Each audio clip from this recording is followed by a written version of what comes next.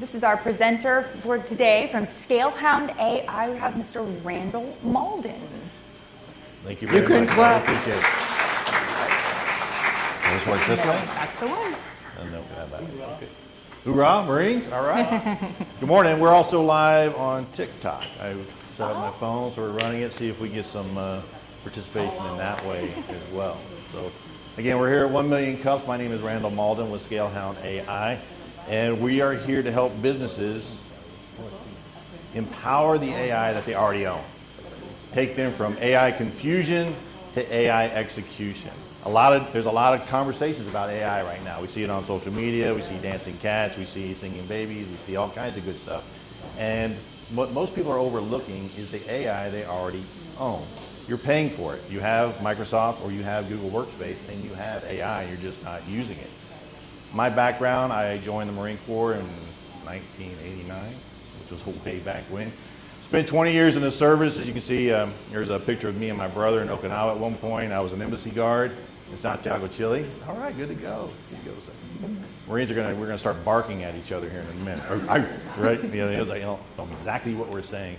That's where I met Colin Powell at the time, and I was deployed overseas. You see me in my camis, my cigars over there. And then I retired in 2010.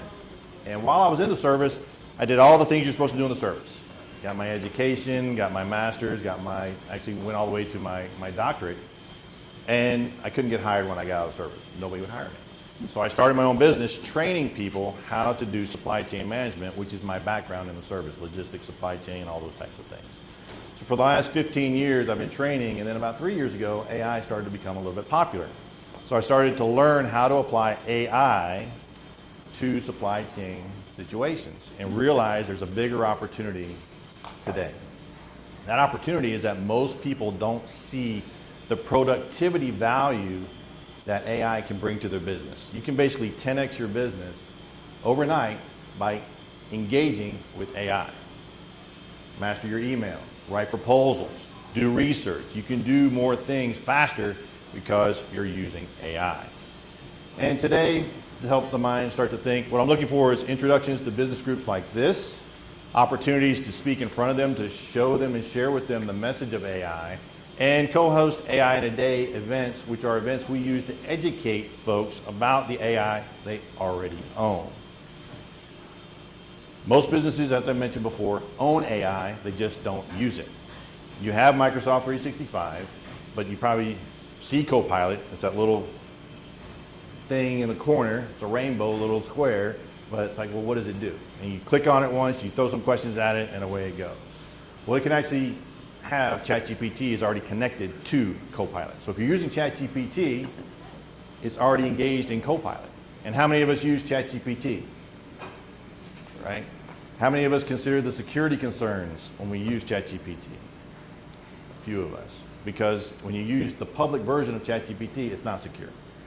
What you put out there goes to the world and anyone can use it, and when you understand how to prompt it, as there's different strategies to use, you can get information about your business. So if you have a compliance business, you have healthcare, financial services, insurance, anything to do with compliance or things that you want to keep secret, you should be processing your AI type tasks within the platforms that you already own. What we do, like I said, we design AI-powered workflows using tools you already own, no new software, no compliance risk, using a proven framework. Scalehound AI, SCALE stands for state the problem, collect the data, assess the AI platform, launch the prompt building process, and then execute and refine. The A, the assess the AI platform, changes based on the problem, and it's constantly evolving. So what may be a great AI platform today may not be a great platform tomorrow, because that's how fast things are changing. If you pay attention to AI at all, how often have they updated this year alone? As soon as OpenAI, ChatGPT upgrades, what happens to the rest of them? They all leapfrog in front of that one, right? So it's always constantly changing. How we make money, we do workshops like AI in a Day. We help people build blueprints using the AI that they already own, and we show them how to implement AI strategy into their business. So develop an AI strategy, be there to help you implement it to make sure you're not wasting money chasing shiny objects, because there's a lot of them out there and they're all cool. And there's a lot of what I would call snake oil salesmen out there trying to sell you all kinds of great stuff. And it is good, but is it for your business? Is it what you need? Again, I learned a lot of efficiency in the Marine Corps where seconds mattered. You had to make decisions quickly. You had to get things going, and we're doing operations all over the world, and you didn't have time to think as much as you wanted to think, right? You had to make decisions, and with AI, you can make decisions faster, much faster. And in the world of business, if you can make decisions faster than your competition, you are going to beat them. If your entire team can now execute at a higher level because they're able to think faster, then you can beat your competition. And it shouldn't cost you a lot of money. Why? Because you're already paying for it. It's sitting on your computer and in your systems right now, and you're not using it. You're not using it. We founded this year, started in 3 years ago studying AI, learning how to apply it to supply chain situations. Simple use case, we took an RFP development process that normally takes 40 hours, condensed it to 1 hour. 40 hours to 1 hour. If you have people in your business that are spending 40 hours on one task, what else would you do with them if you could take that task and put it into an hour? So we started and realized there's a bigger business out here, there's a bigger need to educate people on the AI they already own. We started doing AI in a day workshops for different industries, real estate, contractors. We have one coming up in a couple weeks for HR, talent management, and then one at the beginning of December for sales. At the end, I'll give you all a coupon code that you can join for free, 100% off if you're interested in doing that. And we're targeting small to medium-sized businesses that use 365, What we've done the hybrid workshops, and we've co-hosted AI in a day with other businesses. When people come through our training for AI in a day, it's a 2-hour session just to show them, there really a lot of light bulbs go on. They start to see how it can help their business. And so we implement that, we get people in there, and then from there we do a follow-on conversation with them. Our current obstacles are reaching key decision makers.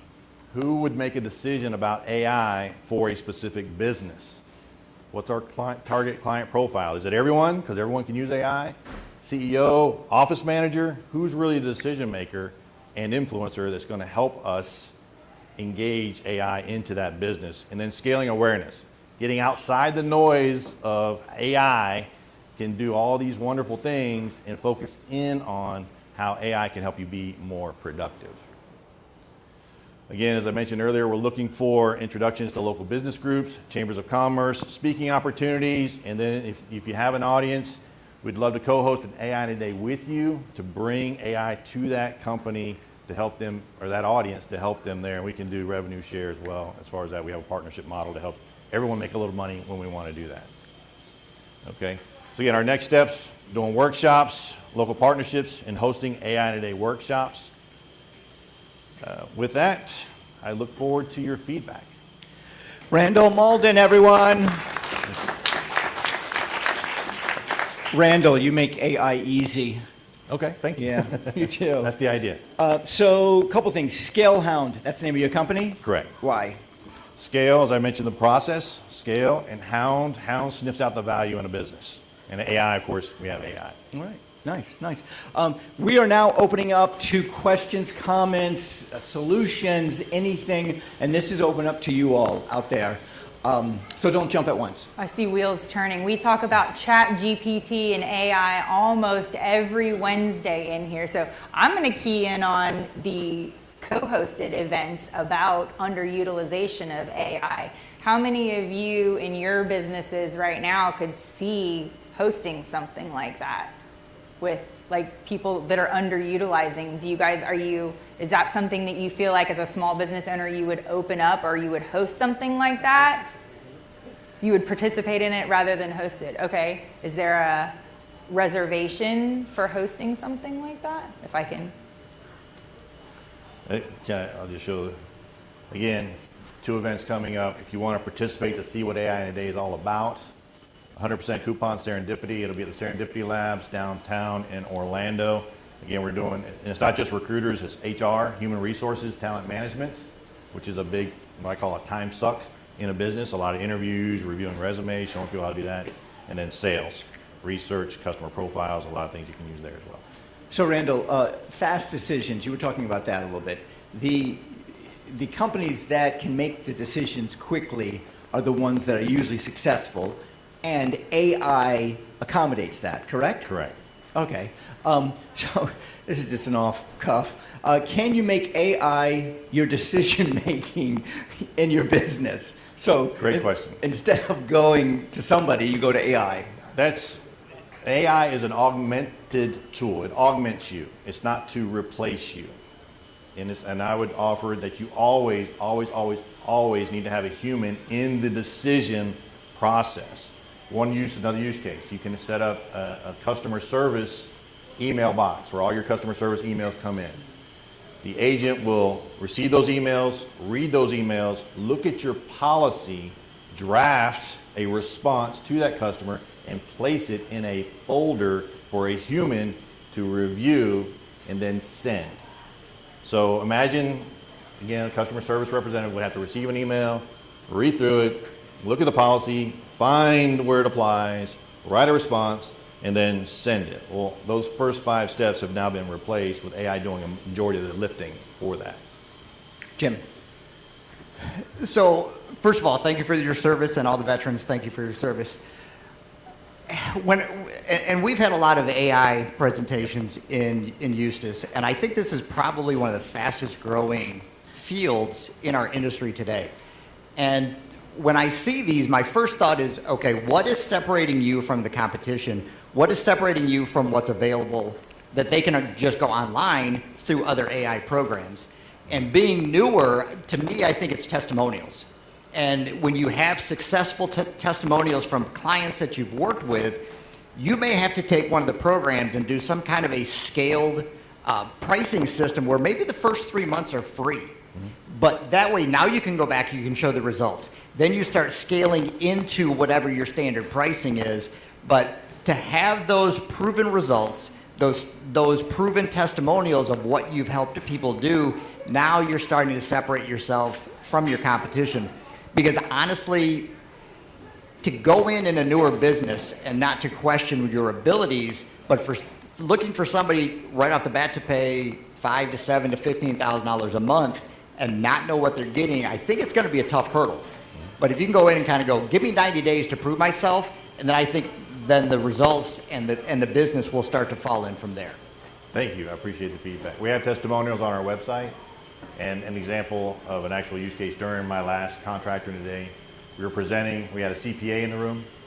He was preparing a brief that he had to deliver at 10 a.m. the next morning. He was concerned he was going to have to stay up all night and wasn't going to make the deadline. He finished it in that presentation based on what he learned in that class. And there's, again, a testimonial on our website for that. But that's a great idea to scale into it, to get people into it. Absolutely. Thank you. Brandon. Hi, I'm Brandon. Nice to meet you. Nice to meet you. So what Betsy mentioned is AI is mentioned here weekly. I'm maybe going to sound a little bit pessimistic about this. I dislike AI almost completely. It's inauthentic. Correct. And this is a problem that is going to be going forward. Like you said, you need an extra person in there to review things, but you're also, when you give your idea to AI, it's propagating an idea through a computer system, completely inauthentic from humanity, okay? What we need to, as business people, as entrepreneurs, is connect with a human, touch them, because our energy, basically, creates sales. AI does not create sales for you. Your energy does. I'm sure multiple people in this room can appreciate that. When you go out and you're doing sales, you connect with a person, right? You're basically interchanging ideas. You're interchanging your energy with each individual person in this room. When I walk past a person, they can feel my presence, right? When I walk up to Banks, he can feel my presence, right, Mr. Banks? So basically, AI takes that away. And I don't mean to sound pessimistic about this. It is talked about weekly in here. I don't know that it's helping anybody in this room. Is it helping anybody in this room? It is. So what is it doing to you? May I respond? Yes, sure, absolutely. So yeah, Randall, take that one. So, most of us, absolutely, I agree 100%. The human connection is absolutely important and cannot be replaced by AI. How many of us spend 3 hours a day in admin work inside your office, not talking to humans, but doing admin work? Raise your hand. Okay, about half the room. So 3 hours a day, you're doing admin work where you're not talking to a human. If through AI, you can reduce that admin work from 3 hours to 30 minutes, can you now be more humanistic because you have an additional 2.5 hours to connect to people? So again, state the problem, scale hound, right? State the problem, collect the data. The problem is the focus. What is the problem? By clearly defining the problem, you can identify where AI can help you save time. Productivity is the one thing everyone's missing right now. Security is the other conversation that we haven't started talking about yet. But productivity is what we're talking about today. Jared? Oh, no, I'm sorry. Yeah, Jessica, right? Yes. So you were talking about partnerships. One of the things that I immediately go to with businesses all the time is we're solving problems, first of all. So if you are looking for partnerships, then you need to solve their problem, right? I'm sure you've thought about this, but I just wanted to throw out there just more brainstorming about who to partner with. So have you partnered with franchise consultant companies, business broker? There's business brokers and there's business broker organizations. Perfect. If you get together with them, think about the problems you could solve they're experiencing with the businesses they are serving. And so what happens is they can't sell the business. They can't take on that project. They can't make the money because the business isn't worth what it needs to be worth and doesn't have the processes in place in order to sell it.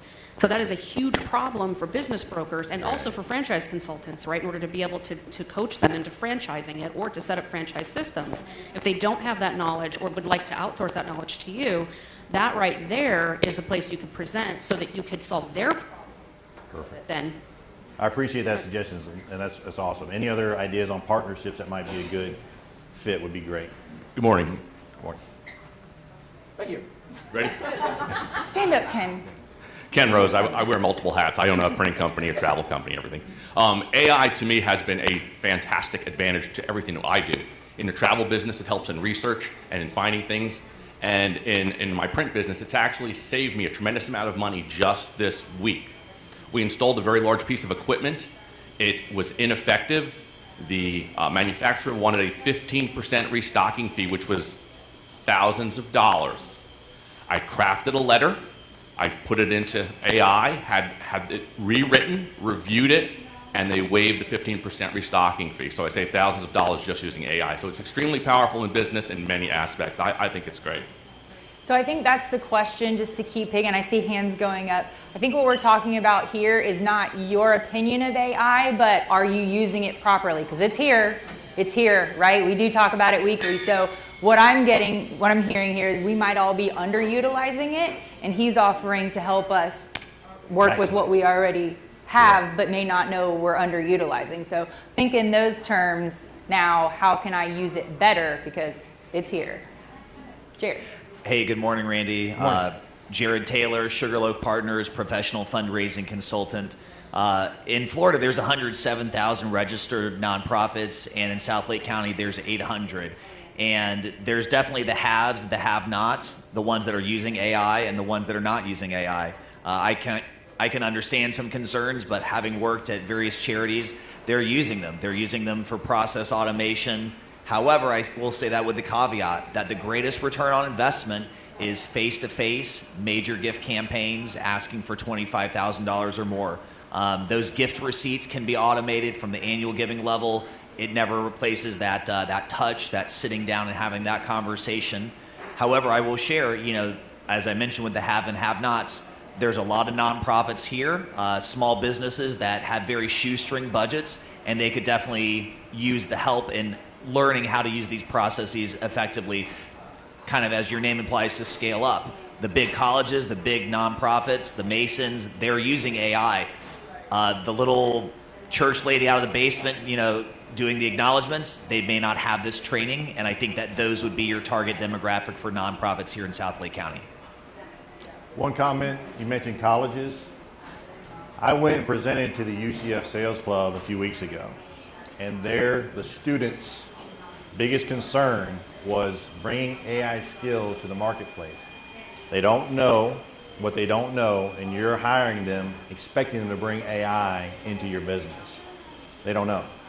So a gap in the market as well is teaching young college students getting ready to hit the market how to use AI. So, but going back to nonprofits, I appreciate that. Thank you. Good morning, Randall. Linka Brady. I work with entrepreneurs and small businesses. I help them start and grow their businesses. My biggest goal in what I do while consulting is to save time and money, always. I look for efficiency. Entrepreneurs don't have a lot of capital usually. This development and anything that has to do with AI has made my life a million times easier and has made the entrepreneurial journey for my clients much easier. I love what you're doing. I love the education part. I definitely will sign up, but clarify for me, your agency provides additional consulting or education, so this way I'd love to partner with you. I'd love to see how you can help me grow my business. Absolutely. To help others out there in the community use AI the right way, because I think there's so much more to AI that we haven't even scratched the surface, right? That's what I believe. So help me understand again, specifically, do you consult with businesses, or do you have a specific software that you somehow integrate with the tools and resources that entrepreneurs already have? So let's consider the customer journey. The customer journey is they come to AI Today workshop. They realize the value of AI that they already own. Now they need help developing a workflow for their business using the AI they already own. So that's when they would engage us to come in, and we can either build one workflow, and then from there they realize, okay, this can help my business. Then we build out a larger strategy of how to implement AI into their business. And then we come on as a COO, fractional CAIO, Chief AI Officer, if you want to call it that, on a monthly basis to make sure that strategy is implemented correctly and to avoid the shiny objects. Because that's going to be consistent. You've heard AI every week, right? Wednesday. Every AI. But are you evaluating it properly? Are you going to give it? Because my last job in the Marine Corps was software. And there were a lot of solutions running around looking for problems. And is the juice worth the squeeze? Is what you're offering worth us paying to solve that problem? First question was always, do we already have a system that does that? And how much better is this system? And if it didn't make sense, great, looks beautiful, it's awesome, I'm sure you worked really hard on it, but does it help us get any further down solving that problem that they're looking to solve? So always, so we become that partner to really look at, okay, well, I'm thinking about this AI system. Okay, perfect. How's it going to help you? We would ask those hard questions to make sure that you're not going to write a $100,000, $200,000 check for a system that you may never use. Does that make sense? Indeed. Absolutely. Yes, sir. Maurice Sanders with Seamlessly. Personally, I'm a big proponent of AI. In fact, it's the fourth revolution. They call it the intelligent revolution. Absolutely. So it would be like being in the 1900s and saying you don't want to drive a car, you just keep riding horses. But moving forward, I do get the pushback because I love AI when I am using it to produce. But when I'm a consumer for AI, it is annoying. Where I've done the interviews with an AI recruiter, and it felt like it goes down a rabbit hole. I never kind of hear back from those. So I guess, how are you going to kind of deal with that part of the process? I'm not sure I understand your question. So I'll ask it. So I would get a call from an AI recruiter, and it would be very generic, and they all ask the exact. What do you do? I'm in IT as well. You're an IT guy, so you make AI applications? Or? I make AI applications, but I'm also on the receiving side of AI as well.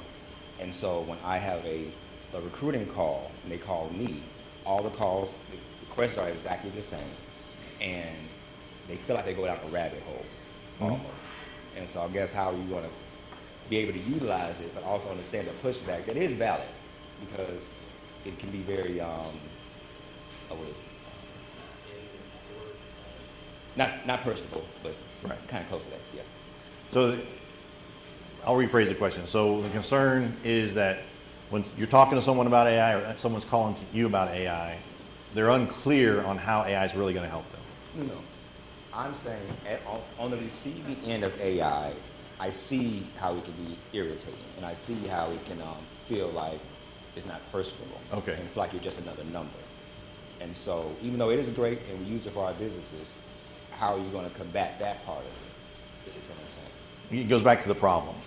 So you go back to the gentleman's conversation earlier, right? How is it not personable? How am I not making that connection, right? They're calling you and you can tell it's an AI person, so you just quickly hang up, right? It depends upon the problem. And sometimes that personal connection is required, so AI is not a solution for that. Even though there will be someone that will try to sell you an AI system that says absolutely AI can do that. And that's where you as a business owner have to make that decision. Is it worth the risk? Because now you're risking not only the customer service, now you're risking your brand. Because now you talk and all of a sudden, well, that's an AI company, versus I don't know who that is, so I'm never going to talk to them ever again. I'm never going to answer that phone. So focusing on deciding what the problem is AI the right solution for that problem? And really focusing on the problem. Avoid the overwhelm that we can solve everything. What's the one problem? What's the biggest time suck you have right now? How can we use AI to reduce that time to something that's more manageable so you can do something else? Does that make sense? Yes. Okay. Hi, good morning, everyone. My name is Anthony, and I'm the owner of SSS Non-Emergency Medical Transportation, and thank you for your service. It may sound a little selfish, but so I'm on a daily basis, I'm speaking to hospital CEOs, directors, case managers, rehab centers, assisted livings, things like that. So I do call myself old school. So AI is all new to me and trying to learn it and figure it out. The few people that I have that works with me and for me, I would love to get training and coaching and all that stuff, a kind of like one-on-one small group with you. But my question is, how can, with the type of business that I'm doing, and the people that I need to reach out to and the people that I need to connect with, how can AI do that for me or help me to get better at making these connections? Great question. So question is, how do I connect with a CEO? Is that fair? Right. So when you go to contact a CEO, what type of background research do you do before you contact that CEO? So basically, let's say it's Advent Health. I would obviously look at the company, do some research on that, try to get as much information as I could. So when I'm speaking to them, they kind of know at least, okay, she knows something, So, but just trying to, because I know this is the big thing, the new thing, all that kind of stuff. How long does it take you to do that research? It takes a long time. Give me a number. Couple hours a day at least. Couple hours a day. If I could take that couple of hours and turn it into 10 minutes, would that be helpful? Absolutely. So that means you can contact more CEOs more personally every single day, because you don't have to research for 2 or 3 hours. You can research in 10 minutes. Correct. I'll give you a prompt that you can use to research. Basically, you go to their LinkedIn profile, grab it, put it into this prompt, and say, give me all the information you can about this person. Okay. And within minutes, if not seconds, give you all that background information. Then you're not spending 2 or 3 hours researching it. You can review it to see if it's worth the conversation to call that person. Does that make sense? So you, again, time productivity from 2 to 3 hours to 2 to 3 minutes. What else would you do with that time? Make more phone calls to more CEOs to get more business. That human piece is not replaced. It's now augmented, and like remember the Bionic Man? Don't. Well, that's my age there. But now you're augmented. You can do a lot more in your day without having to working weekends, which you may still do anyway, but now that's a more productive time. Right? A man barely alive. We can rebuild them. Yeah. Harry, you're up. A man barely alive. Real quick, I love the stories. What you said recently in the last couple of minutes was, what is the biggest time suck that you have? I think that would be great in your presentation. Gets it very relatable. early on. So in the beginning, we're all a little bit lost. Where do we go from here? But if you nail what is your biggest time suck and have a story of Jim Smith had a huge time suck of this, we were able to show him how to do this pretty quickly, boom, success, and now we all can, it's relatable. So that's my thought. Perfect. Thank you.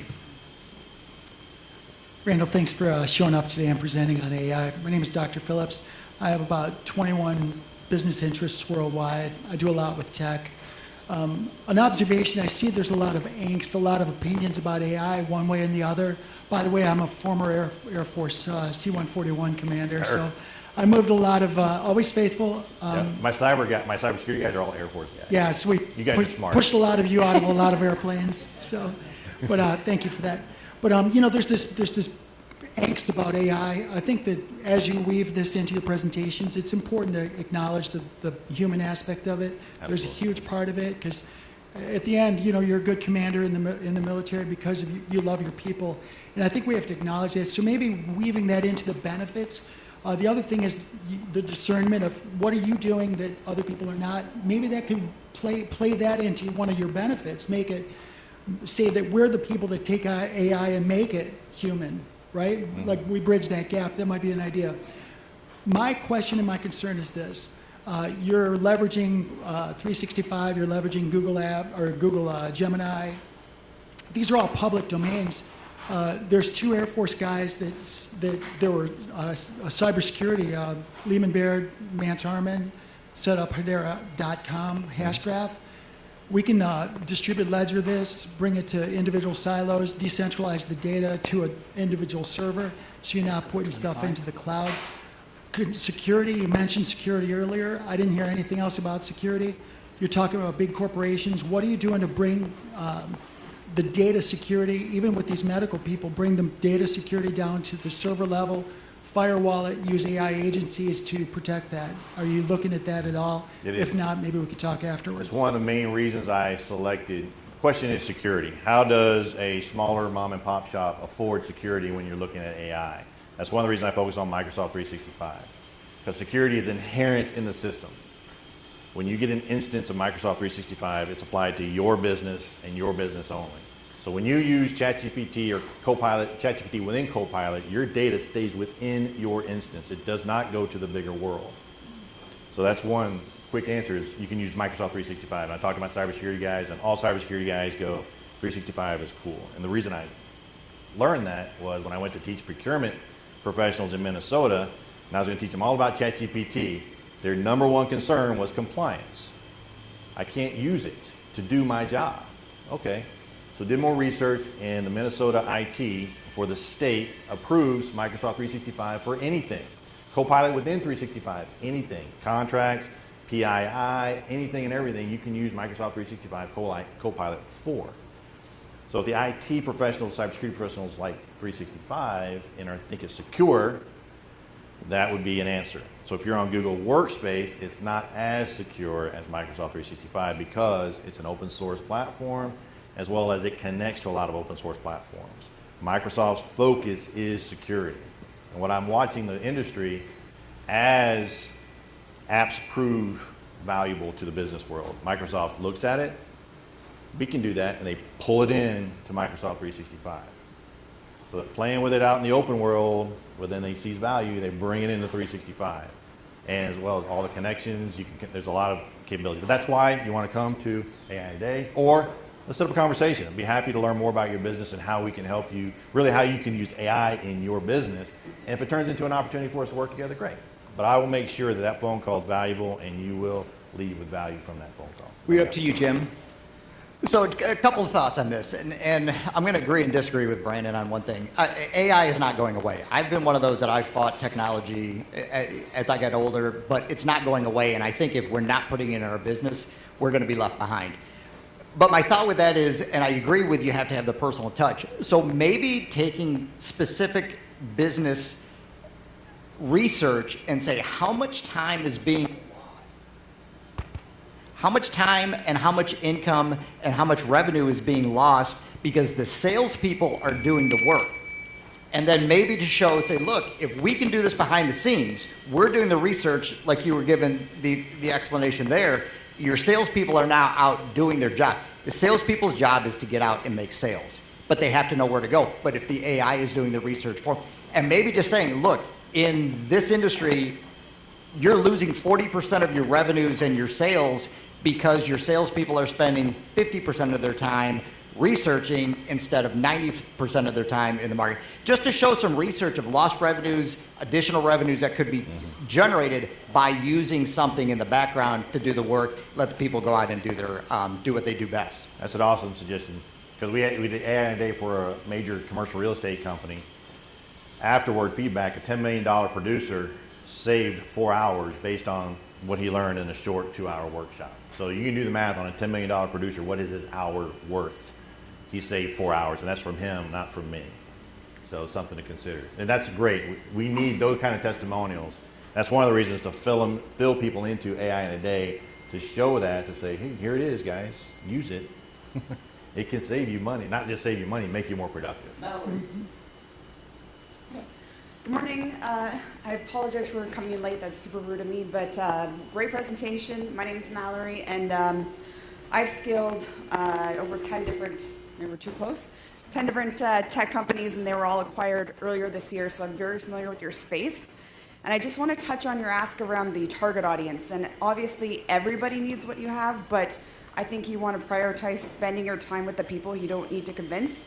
I agree with Dr. Phillips. There's a lot of friction and education going on in this room this morning, but I still get brought into a consult in a lot of different capacities. So a lot of the larger corporations had to have a lot of like requirements and standards in place by 2030. That was set as a deadline. They've already done that, even though we're only in 2025. And now the conversations are that they're planning for the next 10 years. What does the workplace look like in a post-AI world? And how do those AI workflows work with our staff, our employees? So I think I have a few key people I can introduce you to get into that space.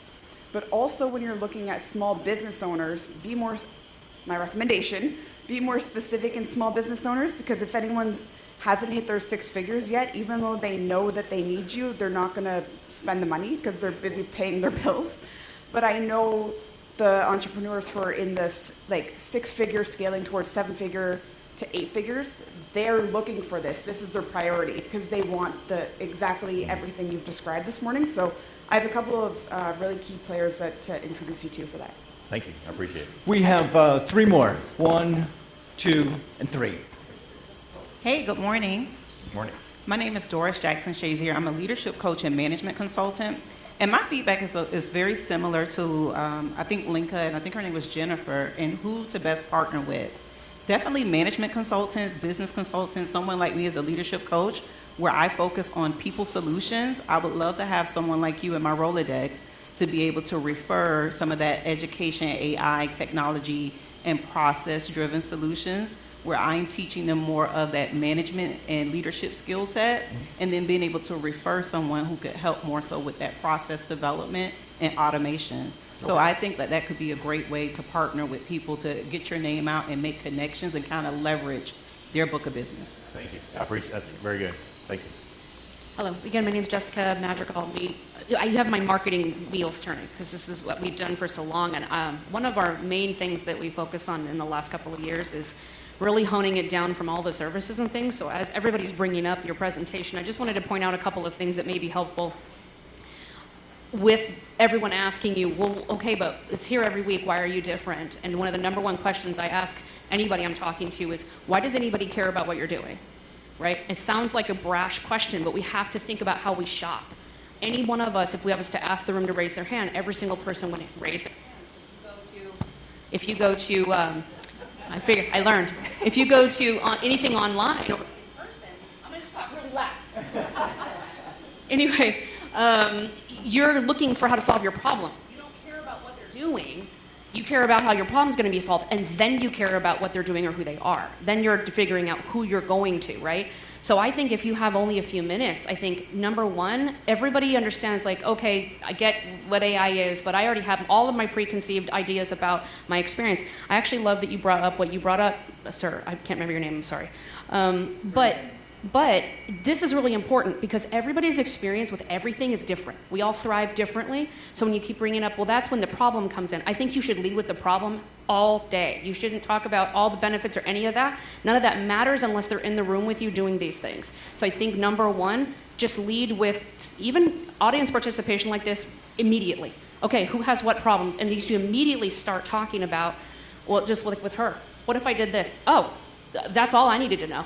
Like, then you go into all the other reasons why you might be able to help, but I think that's the way because you talk about how you would connect people in person, that's what he wants. He doesn't care about anything else, right? So I think that's, from a marketing standpoint, I think that's powerful. You can leverage that. Thank you, Jessica. Question I would ask in return, how do we separate ourselves from the noise that's currently in the market about AI? That's a question back to you. It's like, how do we separate?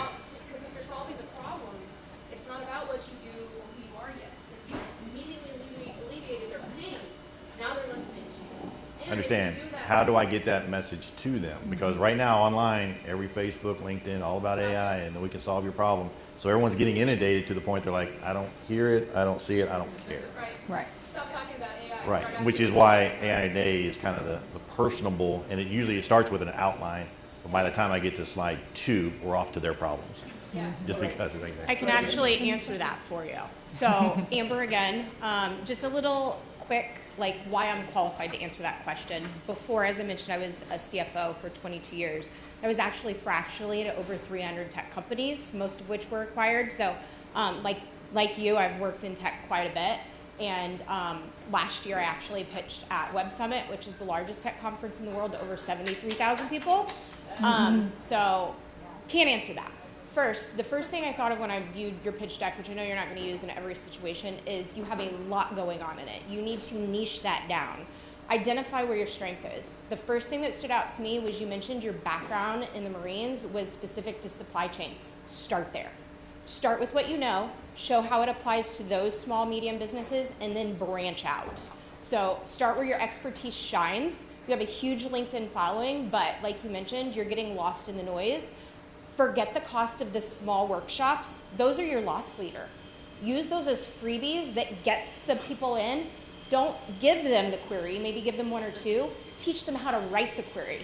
So those workshops become what you use to gain your consulting customers that are then willing to buy in and pay for your consulting. That would be sorry, I'm very passionate about this. That would be my recommendation.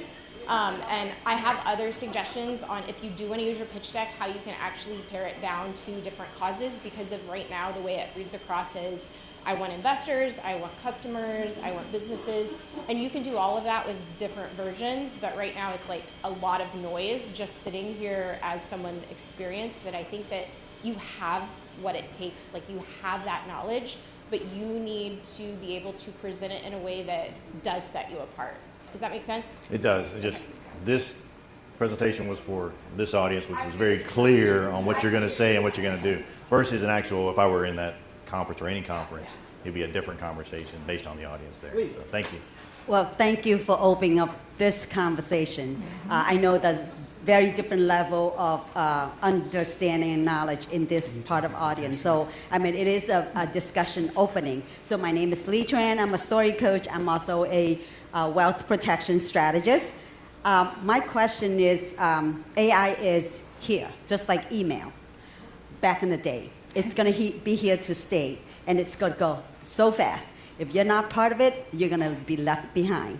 So thank you for opening that up. But there are things that I know what your concern is, because we are all human connectors, right? But you don't have to lose your voice because you use AI. As a foreigner coming here, English is my 6th language. And I'm always doubtful about what I say. So it's always good to have it double check your grammar, your flow, your structure. Those are the basics. You can do it for free. But my question is, security. Is it, if you have a pro version, is your IP being protected? Or whatever you throw in there is also going to the vast of the ocean? When you say pro version of what? Of ChatGPT or any pro versions. There's two answers to that question. One, Randall, can we keep it short? We're at, yeah, one, 5 words there's a left. lever that you can switch in the settings that will keep it secure, but it's still on that server. Can they get to it? I don't know. So it's not like private all my to you? cybersecurity guys So- are like, if it's on ChatGPT public, Okay. it's at risk.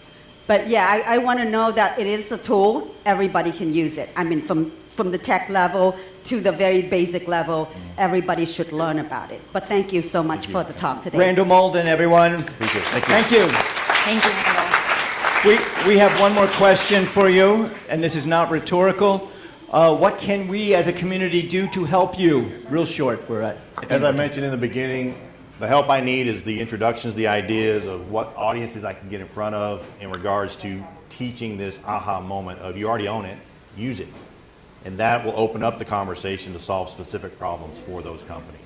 And Randall, you will be here to talk to people Yeah, I'll be individually? here. Yep. Yep, I'll be Good. here. I'm going to leave this, make sure you get a screenshot of that, and then I'm going to leave his contact information.